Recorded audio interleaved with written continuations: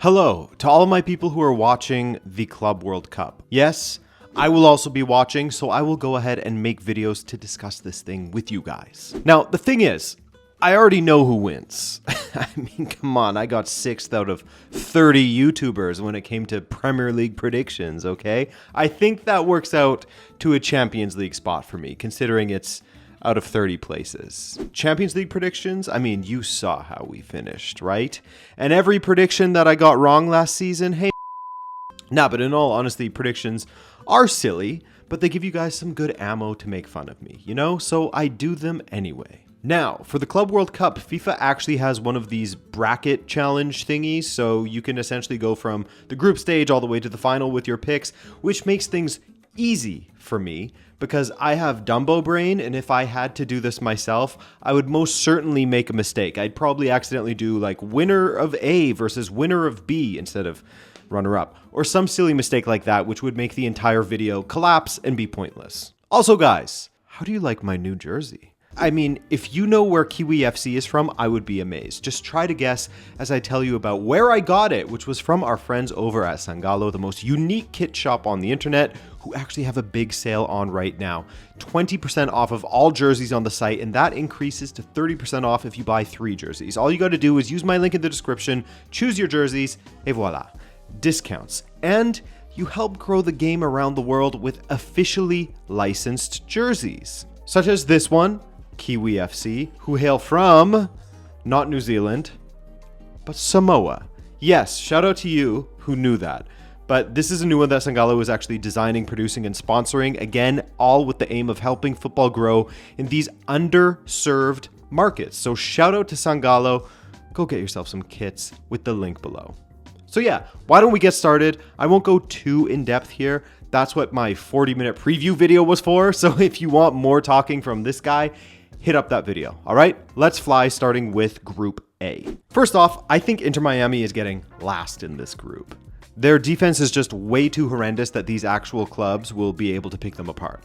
Maybe they get a draw with Al Ahly, I don't know, but Al Ahly are no pushovers, man. They are African football royalty. So I have Inter Miami in last, Al Ahly in third, and the top two. FC Porto had a bit of a rough season, but since Anselmi has come in, they have looked a bit better. Palmeiras, not as strong as perhaps a few years ago, but still have a great squad, including a wonder kid in Estevão. Mind you, Rodrigo Mora for Porto was good too. Not Estevão good, but also good. Anyway, Abel Ferreira knows tournament ball. Palmeiras have been under Ferreira for a while, so I think they will finish top and Porto in second. Will be fun for him playing against a Portuguese team. Group B, we're moving right along. I won't linger here too long because, well, there's no best third place team moves on in this tournament, so third and fourth aren't really worth talking about too much, but Botafogo, Libertadores holders, but their form really fell off. Seattle Sounders, the only MLS side that actually earned their place here as they won the CONCACAF Champions League. It's tough to say, but the Seattle team, they kind of suck at attacking in this moment and aren't super assured defensively, so I think Botafogo finishes above them in third. PSG and Atletico, also the Brazilian league is tough. PSG and Atletico. I've been on that PSG hype for a few months now. Hell, at the beginning of the season, I even predicted that they would make the final, and I made that video. Did PSG finally figure it out? So you know I have PSG in first here. They're just too good. With or without Dembele for this one, they will be top of the group, with Atleti in second. Group C has some potential fun in it. That said, I think Benfica will be better than Boca, who are not a continental power like they used to be. Not to be taken lightly, of course, but not a big bad. I think Benfica gets second here. Bayern Munich easily top this group. They're just way too good. And I hope and pray that Auckland City gets a surprise result. Just not against Benfica, please. But they will ultimately be in last. Group D has Flamengo, Espérance Sportive de Tunis, Chelsea, and LAFC, and I'm excited to watch Flamengo, my friend. I want to believe that they can finish above Chelsea. We'll see. Anyway, I think Esperance could finish above LAFC. They could, but I think LAFC will be the only MLS side to not finish bottom of their group. I don't think Esperance will get blown out of the water too badly, but I see them in last with LAFC in third. Then at the top, I want to believe in Flamengo, but my head has Chelsea in first, Flamengo in second. Group E, a really, really fun group that I can't wait to watch some matches of. River, Urawa, Monterrey, and Inter. Cool. Inter Milan, of course, have a new coach in Christian Kivu who looks incredibly weird without his concussion cap on. Very inexperienced at this level of coaching, but I mean, who knows? Could turn out to be a good thing. Every coach has to start somewhere, right? And I think Inter has the quality to be able to top this group. They have a great squad as well. So who gets third? You have Urawa, whose form has not been great lately. I read an article that said that they have, shades of Man United this season, given they are a big Japanese club that finished in 13th last season. Will they get second in this group? I doubt it. How about CF Monterrey, whose ownership have an obsession with players who have happened to play in the city of Seville at one point in their careers? Sergio Ramos, Sergio Canales, Oliver Torres, Corona, Ocampos. I mean, they just love it. Or there's River Plate. Again, not exactly a continental power in this moment, but better than Boca in this moment. So there's that for them. They, of course, have the oldest looking 17-year-old in Mastantuono, but they have a solid coach in Marcelo Gallardo as well. And so I think River takes second, Monterrey takes third, and Urawa are in fourth place. Group F. Do we see any surprises here, guys? I see one potential surprise, and it doesn't involve any kind of Dortmund failure. Ask me 6 months ago, and perhaps that would be the case, but not now. Because again, I see Dortmund getting top of the group. In fact, so far, Porto is the only European side I don't see topping their group. I didn't set out to do this. I swear, it's just case by case. It's felt like the most likely outcome. Anyway, I definitely see Ulsan coming in last here. They have been in poor form for a bit now. They're really struggling these days, and I don't see their luck getting any better here. But that's also the fun thing about international tournaments like this, right? Your tournament form can sort of exist outside of your domestic form, which makes for some of these, some of the best stories in these scenarios. But yeah, I still have them in fourth. So will it be Fluminense or will it be Mamelodi Sundowns from South Africa in second place? Well, it's funny. Will it be the Brazilian club or the Brazilians, which is Mamelodi Sundowns' nickname? This Mamelodi Sundowns team is pretty unbelievable. They have won the league every year since 2018 in South Africa, and it's only a matter of time before they win the CAF Champions League. They've had some heartbreak in the semis, etc. It will happen, for sure. Then there's Fluminense, who looked so fantastic under Diniz, only for them to completely collapse after winning the Libertadores. Now they have rallied a little bit under Gaúcho, but I see the Brazilians getting second. I want to see them do well. Mamelodi Sundowns, that is. Those Brazilians. Fluminense in third. Now that I've confused you and myself, let's move on to Group G. I'll tell you right now, my friend, I just don't see Wydad or El Ain finishing above either of these UEFA sides in Man City and Juventus. I just can't. El Ain finished in 6th in the UAE League after winning the AFC Champions League. Like, what? Wydad, speak to me about them a couple of years ago and I'd maybe, given them, potential surprise status, but right now, no. So who gets first between Juve and Man City? Man City really found their form at the end of the season. Well, despite losing the FA Cup final, of course, they dominated that final. Just couldn't find an equalizer after some very close calls and some great goalkeeping. Juve are looking better under Igor Tudor, that's for sure, but I still think that City will finish top in this group. Also, I like their market so far. Ait Nouri, Rayan Cherki, and Tijani Reinders, the latter two especially, really top signings. How big will their impact be at this tournament having just joined? I don't know. We'll see. But two really exciting players for City's rebuild. Oh, and Rodri is back, which is huge. So City, Juve, Wydad, then El Ain.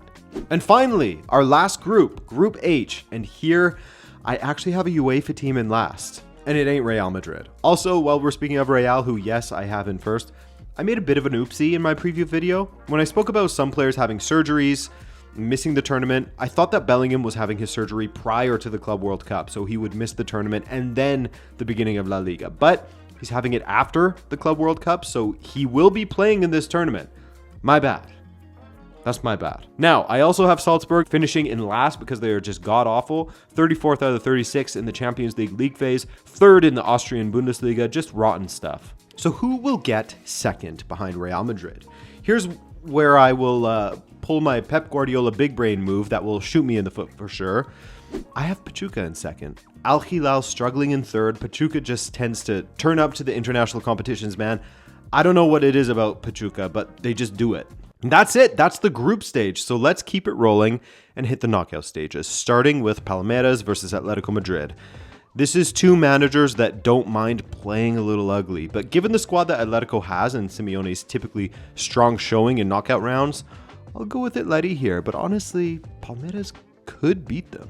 Bayern Munich up against Flamengo. Yeah, I'm sorry, Flamengo. As much as I would love to see a Brazilian team make a deep run, I think Bayern is just too strong. Their squad is one of the best in the tournament. Bayern to beat Flamengo and keep Thomas Muller's, fairy tale dream alive. Fairy tale sending off dream alive. Inter taking on Mamelodi Sundowns. I think Sundowns, the Brazilians, will give Inter a scare at times and will be able to score against what has been a somewhat leaky Inter defense, but the quality of Inter to come through in the end, they advance. Man City taking on Pachuca. Remember, Guardiola used to play in Mexico. What that has to do with anything, I don't know.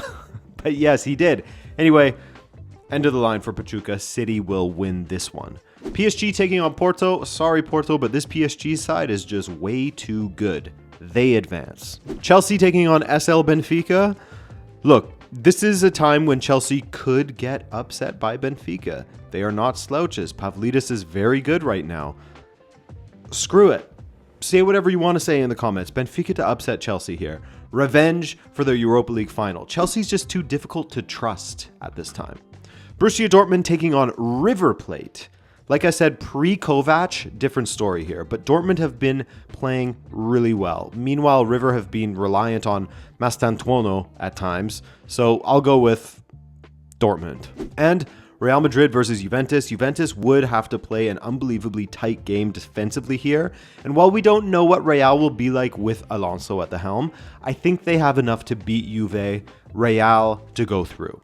Quarterfinals, Atletico Madrid versus Bayern Munich, a regular matchup in the Champions League, and something is speaking to me about Atletico Madrid.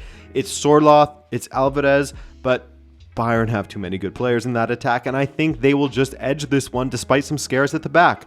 Bayern to the semis. Inter versus Manchester City.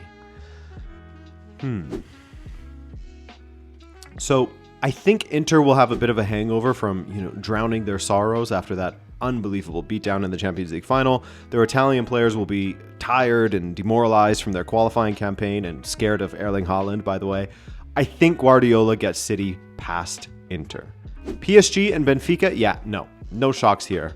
Not doing it again, not this time. End of the road for Benfica. This is a very different PSG from the one that we faced a few years ago and stood up well to, went undefeated against. 2 draws, but whatever. PSG through.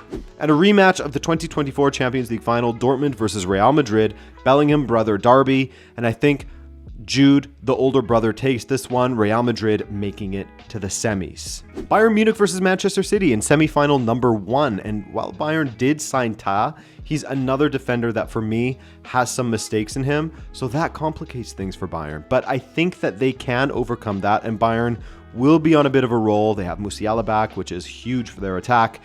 I'm going to say Bayern make the final here. And in the other semi, PSG versus Real Madrid, Mbappe versus his former club at MetLife Stadium in Nuevo York. I just think Enrique's side are too good. And given Real will be in the figuring out phase with their new coach, Alonso, I see PSG beating them and going through to the Club World Cup final. And so, my final is Bayern Munich versus PSG, the 2020 Champions League COVID Cup final rematch. Last time Bayern just did enough to beat PSG, but this PSG, again, different animal. Luis Enrique has them playing at a level that I don't even think their most ardent supporters thought possible 1 year ago, and they will pick their way through any defense in the world, including Bayern's. PSG to win it, and to have perhaps one of the best seasons of all time with 5 trophies from 5 competitions, as well as the honor of being the inaugural winners of the Club World Cup. Yes, guys, that's how I see it. That's how I see it going down. How do you see it going down? Will it be a non-UEFA team winning this thing, or a UEFA squad? Let me know. I'm interested to see how it all plays out. Thanks as always for watching, and I'll see you guys next week for some more normal football coverage, as well as Club World Cup coverage. All right, later.